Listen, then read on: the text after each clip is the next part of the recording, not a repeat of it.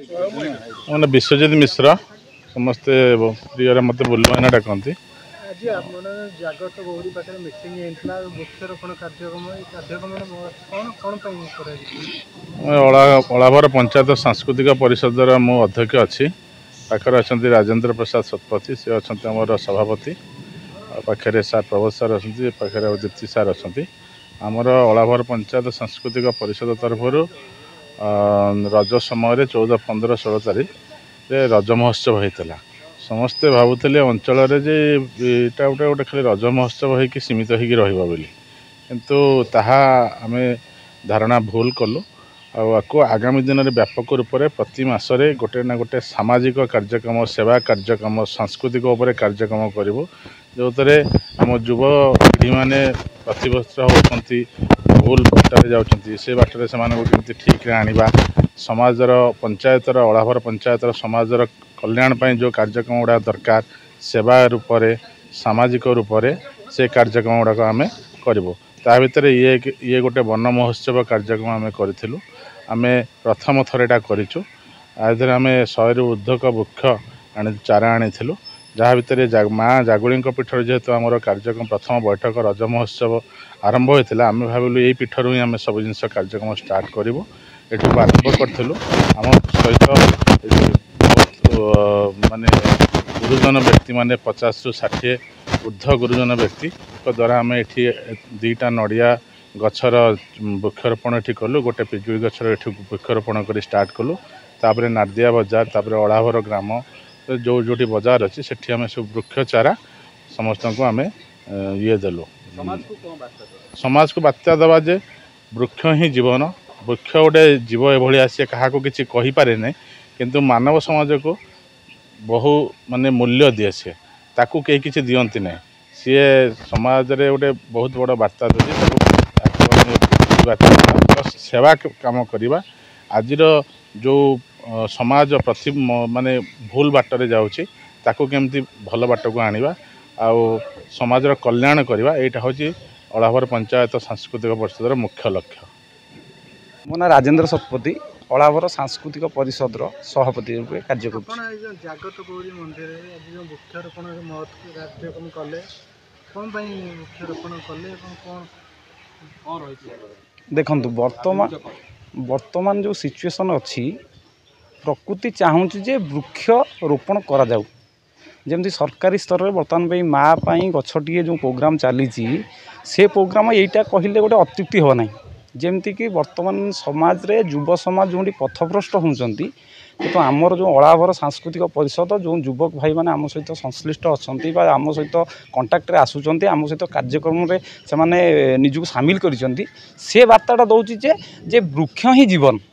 ଯେଉଁ ବୃକ୍ଷ ହିଁ ଜୀବନ ବାର୍ତ୍ତା ଅଛି, ଏଇଟାକୁ ସଫଳ କରିବା ପାଇଁକି ଆମର ଏ ମହତ ଉଦ୍ଦେଶ୍ୟ ଆଜି ମା ଜାଗ୍ରତ ଗୌରୀ ପୀଠରେ ଆମେ ଏ ପ୍ରୋଗ୍ରାମଟି କରିଥିଲୁ। ଆପଣ ଏଇ ଜାଗତ ଗୌରୀ ମନ୍ଦିରରେ ଖାଲି ବୃକ୍ଷରୋପଣ କରିବେ ନା ଅଲଗା ଅଲଗା ଜାଗାରେ? ଦେଖନ୍ତୁ, ଆମର ବର୍ତ୍ତମାନ ସମୟରେ ଯେଉଁ କାର୍ଯ୍ୟକ୍ରମ ଚାଲିବ ତାହା ବ୍ୟାପକ ଭାବରେ ବ୍ଲକ ସ୍ତରୀୟ ହେଉ, ଆମେ ସେଇଟା କରିବୁ ବୋଲି ଚିନ୍ତା ରଖିଛୁ। ଖାଲି ପଞ୍ଚାୟତ ସ୍ତରୀୟ ନୁହଁ କି ଆମ ମା ଜାଗ୍ରତ ଗୌରୀ ପୀଠ ନୁହଁ, ଏଇଟାକୁ ଆମେ ବ୍ୟାପକ କରିବୁ। ହୁଏତ ଏହା ଆମର ଜଗତସିଂହପୁର ଡିଷ୍ଟ୍ରିକ୍ଟ ଭିତରେ 1 ନମ୍ବର ରୂପେ ଆମର ଯେଉଁ ସାମାଜିକ ପରିଷଦ ଅଛି, ତାକୁ ଆମେ କରିବୁ ଏଇପରି ସାମାଜିକ କାର୍ଯ୍ୟକ୍ରମ କରିକି। ଖାଲି ଏହା ସାଂସ୍କୃତିକ ଭିତରେ ବି ଏହା ସୀମିତ ରହିବ ନାହିଁ, ଯେଉଁଟାକି ସମାଜ ପାଇଁ କିଛି କରିବ, ଯେଉଁଟା ବାର୍ତ୍ତା ଯିବ କି ଆଗାମୀ ଭବିଷ୍ୟତରେ ଯୁବ ସମାଜ ପଥଭ୍ରଷ୍ଟ ହେଉନାହାନ୍ତି, ସେମାନେ ସାମାଜିକ କାର୍ଯ୍ୟକ୍ରମରେ ସଂଶ୍ଳିଷ୍ଟ ଅଛନ୍ତି ଆଉ ସାଂସ୍କୃତିକ କାର୍ଯ୍ୟକ୍ରମରେ ମଧ୍ୟ ସଂଶ୍ଳିଷ୍ଟ ଅଛନ୍ତି। ଯୁବପିଢ଼ିକି କ'ଣ ବାର୍ତ୍ତା ଦେବେ? ଯୁବପିଢ଼ିକି ମୁଁ ଏ ଗୋଟିଏ ସନ୍ଦେଶ ଦେବି ଯେ ଯେକୌଣସି ଯୁବକ ଅଛନ୍ତି, ସେମାନେ ସମସ୍ତେ ଗୋଟିଏ ବୃକ୍ଷ ନିଜ ବାଡ଼ିରେ ଲଗାନ୍ତୁ ଏବଂ ଏଇ ଯେଉଁ ବୃକ୍ଷଟିକୁ ସେମାନେ ଲଗାଇବେ ତାର ଯତ୍ନ ନିଅନ୍ତୁ। ବୃକ୍ଷ ହିଁ ଜୀବନ, ଏ ବାର୍ତ୍ତାଟି ମୋର ସମସ୍ତ ଯୁବକ ଭାଇମାନଙ୍କୁ ରହିବ। ମୋର ବୃତ୍ତି ଶିକ୍ଷକତା। ଆଜି ଯେଉଁ ବୃକ୍ଷରୋପଣ କାର୍ଯ୍ୟକ୍ରମ ଅନେକ ଥର ଏ ବୃକ୍ଷରୋପଣ କାର୍ଯ୍ୟକ୍ରମ ହୁଏ, କିନ୍ତୁ ଏହାର ଟିକେ ସ୍ୱତନ୍ତ୍ରତା ଆମେ ଅନୁଭବ କରିଥିଲୁ ଯେ ଆମେ ବୃକ୍ଷରୋପଣ କରିଦେଇ ଆସିଲା ପରେ ତା'ର ପ୍ରତ୍ୟକ୍ଷ ଯତ୍ନ ନିଆଯାଏ ନାହିଁ, ଯାହାଫଳରେ ପର ବର୍ଷକୁ ଗଛ ଖୋଜିଲେ ସେଠାରେ ମିଳିନାହିଁ। କିନ୍ତୁ ଏଠାରେ ବୃକ୍ଷର ଗୁଡ଼ିକ ବଣ୍ଟା ଯାଇଥିଲା, ଯାହାକୁ ଦିଆହେଇଥିଲା ତାଠୁ ଗୋଟେ ଦସ୍ତଖତ କରାଯାଇଥିଲା ଯେ ଆପଣ ଆର ବର୍ଷ ଆମର ଏଇ ଅନୁଷ୍ଠାନ ତରଫରୁ ରଜ ମହୋତ୍ସବ ଅତି ବ୍ୟାପକ ଭାବରେ ହୁଏ, ସେଇ ରଜ ମହୋତ୍ସବ 3 ମାସ ପୂର୍ବରୁ ଆମେ ତା'ର ସମୀକ୍ଷା କରିବ। ଆପଣଙ୍କ ଯଦି ଗଛଟା ଭଲ ସୁସ୍ଥ ସବଳ ହେଇଥିବ, ତାହେଲେ ତୁମକୁ ପୁରସ୍କୃତ ପ୍ରକୃତି बंधु हिसाब से पुरस्कार प्रदान करा तेणु या निरा प्रोग्राम कार्यक्रम भाई लगे जहाँफल लोक दायित्व आसो निश्चिंत भाव में अनेक गछ पोता गोटे बंचाई न पारे भाई किसी अल्प गछ दवा बंचाई रखा यहाँ हूँ ये आज कार्यक्रम गोटे स्वतंत्रता भाई अनुभव कराऊँ आज पाखापाखि 100 खंडे गछ आम बांटीचु लोक मान दस्तखत दस्तखत कराई ना लिखाई कौ गछ दिखाई से भी स्थिर कराई ताफल आम परवर्ती स्तर में जापर प्रकृत से गचर जत्न नहीं गोटे एनकरेज कर उत्साहित करने आम कहीचु परवर्ती रज महोत्सव में पुरस्कृत कर जार गछ भल हम